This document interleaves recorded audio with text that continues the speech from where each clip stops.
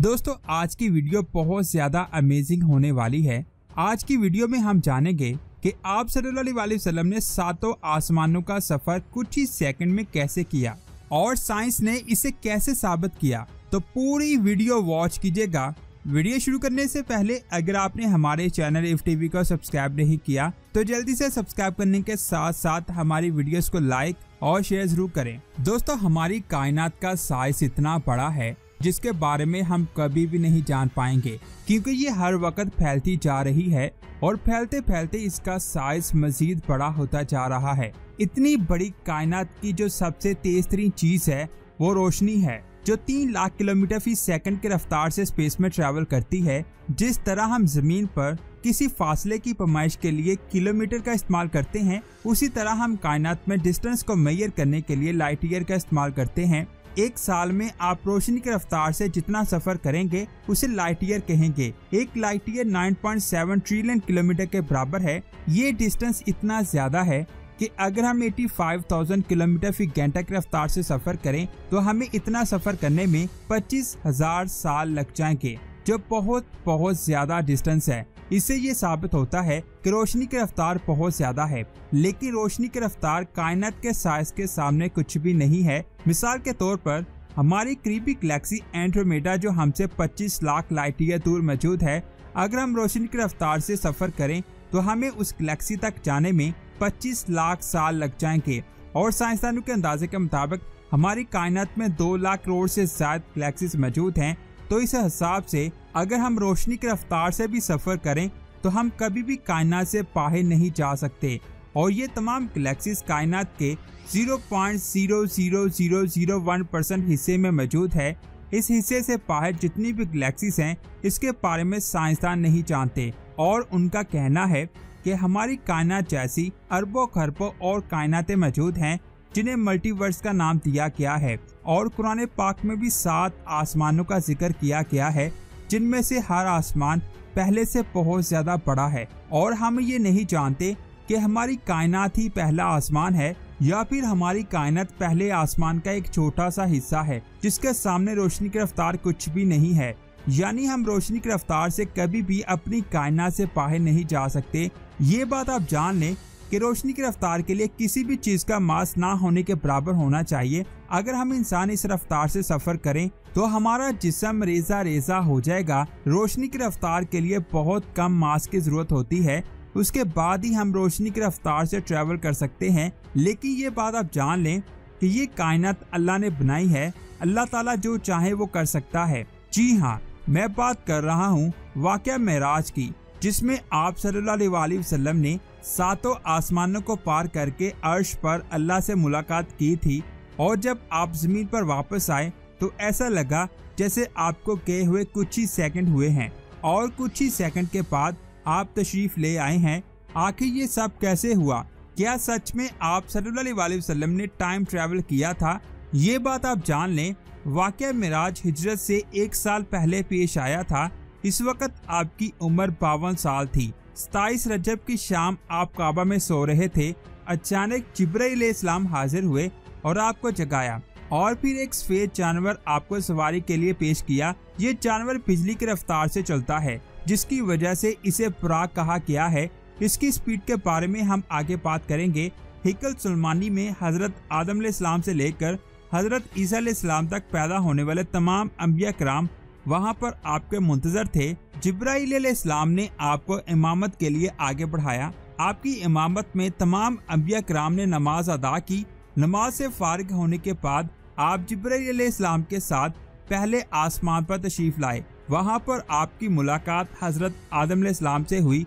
इनकी लेफ्ट और right side पर बहुत ज्यादा लोग थे। आदम अलैहिस्सलाम जब राइट साइड पर देखते तो खुश हो जाते, और जब लेफ्ट साइड पर देखते तो रोने लगते, क्योंकि राइट साइड पर नेक लोग थे और लेफ्ट साइड पर बुरे लोग थे। आसमानों के उस सफर में आपने मुख्तलिफ लोगों को मुख्तलिफ हालतों में देखा, जिनमें किसी यतीम का हक मानने वाले से लेकर गीबत करने वाले, कत्ल और फसाद करने वाले सब लोग शामिल थे, जिनमें हर कोई मुख्तलिफ सजाओं की हालत में था। उसके बाद आप दूसरे आसमान पर तशरीफ लाए तो आपकी मुलाकात हजरत याहिया अलैहिस्सलाम और हजरत ईसा अलैहिस्सलाम से हुई। उसके बाद आपने एक दरख्त को देखा जिस पर बहुत ज्यादा पत्ते थे। इसके सामने मौत का फरिश्ता हजरत इजराइल अलैहिस्सलाम खड़े थे। जब दुनिया में एक इंसान पैदा होता है तो इस दरख्त पर एक पत्ता नमूदार होता है, और जब कोई मरता है तो इस दरख्त से एक पत्ता मुरझाकर गिर जाता है।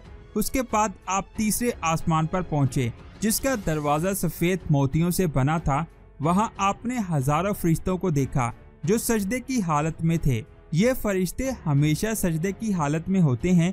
यहाँ से आगे जाने के बाद आपकी मुलाकात हजरत यूसुफ अलैहिस्सलाम से हुई।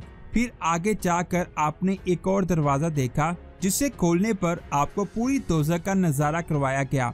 ये मंजर बहुत ज्यादा खौफनाक था। इसके बाद आप चौथे आसमान पर तशरीफ लाए। यहाँ पर आपने फिर से लाखों फरिश्तों को देखा जो इबादत कर रहे थे। इसी आसमान पर हजरत अदरीस अलैहिस्सलाम और हजरत नूह अलैहिस्सलाम ने आपका इस्तकबाल किया।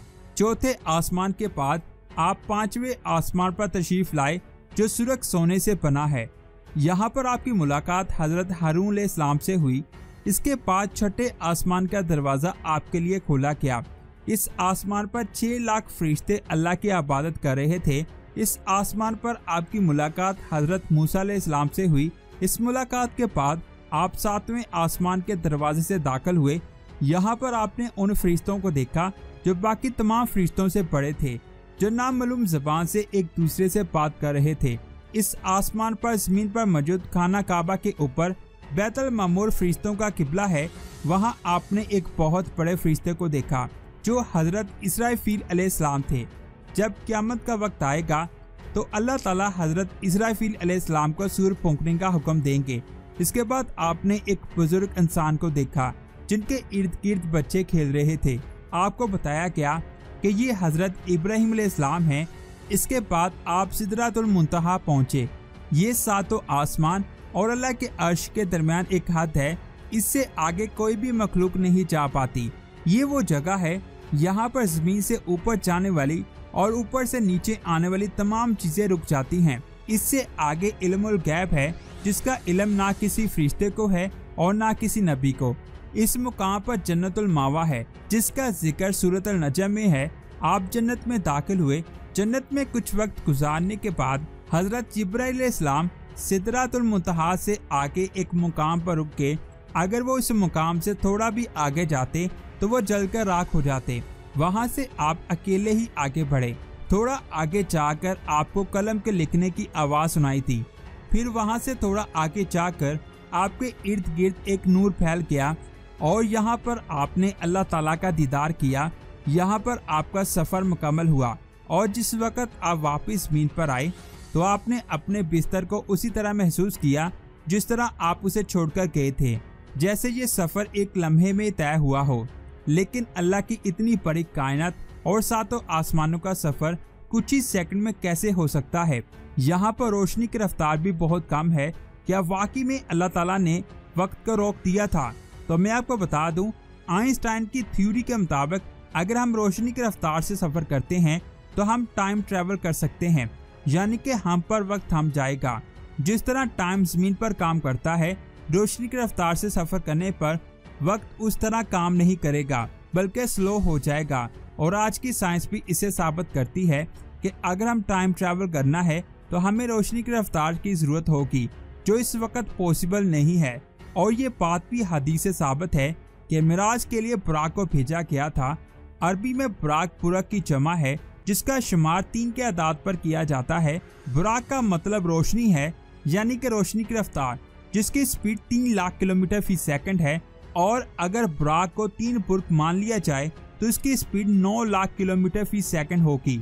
यानी इस बुराक ने 1 सेकंड में 9 लाख किलोमीटर का सफर तय किया था, जो रोशनी की रफ्तार से 3 गुना ज्यादा है। आइंस्टाइन की थ्योरी ऑफ रिलेटिविटी के मुताबिक अगर आपकी स्पीड रोशनी जितनी हो जाएगी तो वक्त आप पर थम जाएगा और आप टाइम ट्रैवल कर सकते हैं। लेकिन उस बुराक की स्पीड 9 लाख किलोमीटर फी सेकंड थी, तो आप अंदाजा भी नहीं कर सकते कि क्या हुआ होगा, यानी वक्त रुक गया होगा। और ये अल्लाह की कायनात है, वो जो चाहे कर सकता है और अल्लाह के हुक्म से ही टाइम रुक गया होगा, जिसकी वजह से आप सल्लल्लाहु अलैहि वसल्लम ने इतने कम टाइम में 7 आसमानों का सफर किया। तो दोस्तों, आज की ये वीडियो आपको कैसी लगी नीचे कमेंट्स करके जरूर बताएं। मुझे उम्मीद है ये वीडियो आपको यकीनी तौर पर अच्छी लगी होगी। अच्छी लगी है तो लाइक और शेयर लाजमी करें और नीचे अल्लाह अकबर लाजमी लिखें। मिलते हैं एक और अमेजिंग वीडियो में। अपना बहुत सारा ख्याल रखें। अल्लाह हाफिज।